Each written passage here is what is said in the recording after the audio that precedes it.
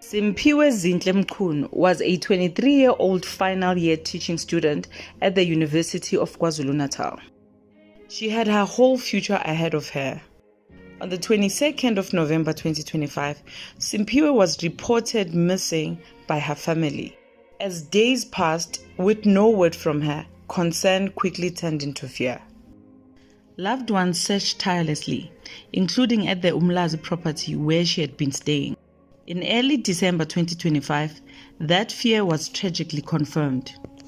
Simphiwe's body was discovered buried in a shallow grave in the yard of her rented home.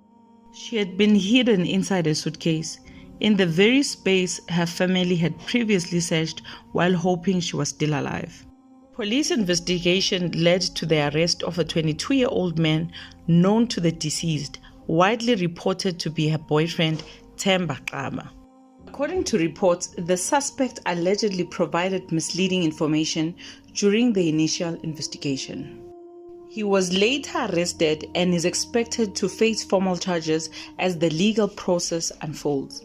At this stage, the official cause of death has not yet been publicly confirmed by police, and the matter remains before the courts.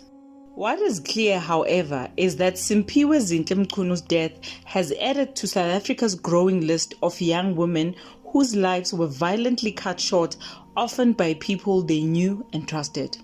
As this case progresses through the justice system, Courtroom Chronicles will continue to follow verified developments guided by facts, court records, and official statements. Simphiwe deserved safety. She deserved a future. She deserved to live. With that being said, I'll see you in the next one. God bless you and ciao.